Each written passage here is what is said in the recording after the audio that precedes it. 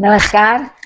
हमारा खंतोली भाग 14 के अंतर्गत मैं आपको आज जो बात बताने जा रही हूँ बहुत मजा आने वाला है।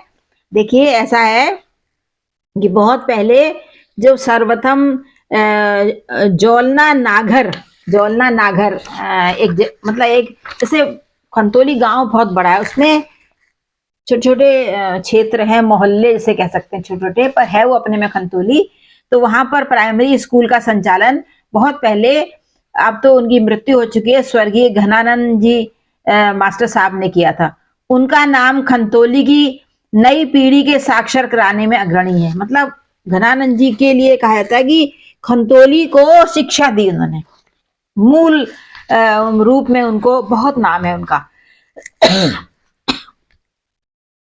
पुनः उसके बाद स्वर्गीय नारायण दत्त जी के गोठ में, फिर ग्वालखा स्वर्गीय देवीदत्त जी सेठ के यहाँ, और पंडित जीवानंद पंत मेरे ससुर जी, उनका नाम भी पाठशाला संचालित करने में सहयोग करने के लिए माना जाता है। बेसिकली स्वर्गीय पंडित जीवानंद पंत जी वो एक काश्तकार थे, पर शिक्षा का महत्व समझते थे, संस्कृत जानते थे, और इसके अलावा वो 5 बार कैलाश की यात्रा उन्होंने पैदल की थी उस समय, बहुत माना जाता है। वहां से उन्होंने, उनके कोई गुरुजी थे, उनसे उन्होंने बहुत तरह के मंत्र सीखे।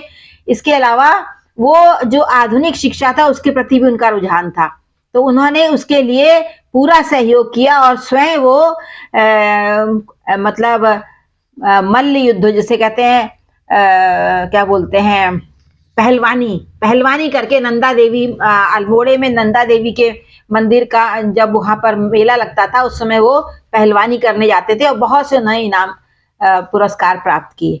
तो ये तो मतलब वहां के जो एक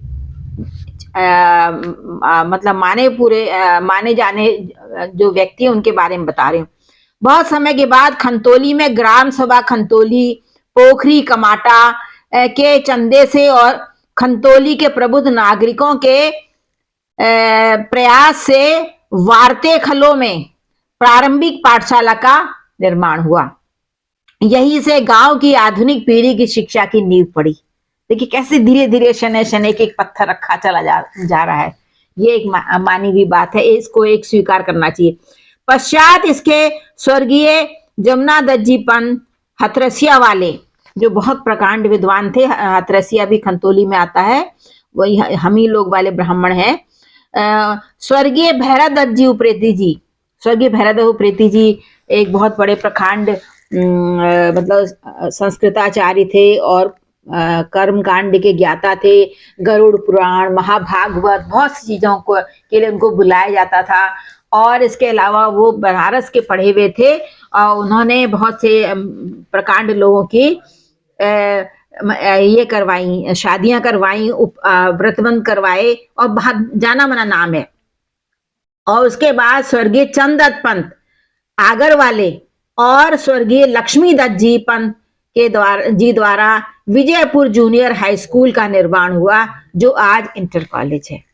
देखिए कैसे कैसे शिक्षा की नींव दर नींव, और वहां उन लोगों ने प्रारंभ में रखी जो स्वयं शिक्षा का महत्व तो जानते थे, स्वयं उस तरह के पढ़े नहीं लिखे नहीं थे, हालांकि ज्ञानी थे, जिस तरह की शिक्षा की उन्होंने नींव रखी। इस प्रकार हम देखते हैं कि उस समय गांव के स्कूल में गांव की एकमात्र अध्यापिका स्वर्गीय श्रीमती देवकी देवी पंत, जो तल्ला नागर बाला दत्त जी की पत्नी थी, नियुक्त हुई, पहली महिला शिक्षिका। देखिए नाम जानने वाला है, इनका नाम फिर से देख लीजिए, श्रीमती देवकी देवी पंत, जो तल्ला नागर बाला दत्त जी की पत्नी थी, नियुक्त हुई। इसका मतलब वो पढ़ी थी, तभी तो उनकी नियुक्ति हुई। पंडित्याणी जी के नाम से वो प्रसिद्ध थी, और आजीवन खंतोली पाठशाला में अध्यापिका रही, जो खंतोली के इतिहास में सदा प्रसिद्ध रहेगा। इस प्रकार से हम देखते हैं कि शिक्षा के क्षेत्र में कितने लोगों का नाम आया।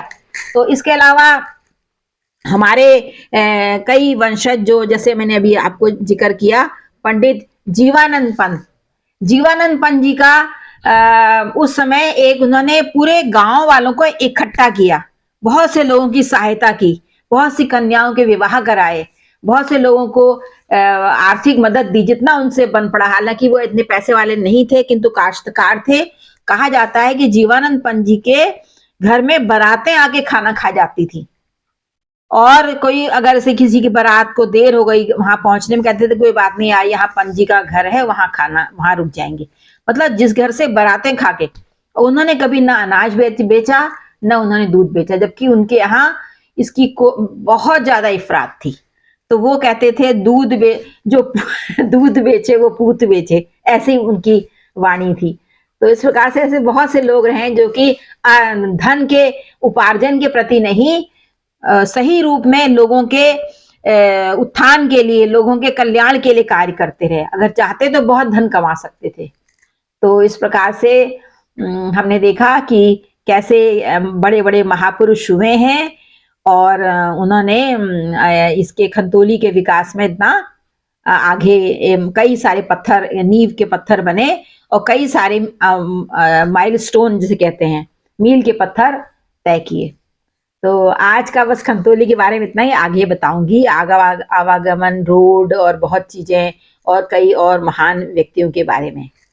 नमस्कार। बताइएगा आप लोगों को मेरा कार्यक्रम कैसा लग रहा है, हमारा खंतोली। आज ये भाग मेरे ख्याल से 13वां है कि 14वां, मैं तो भूल जाती हूँ, लगातार बताती चली जा रही हूँ ना।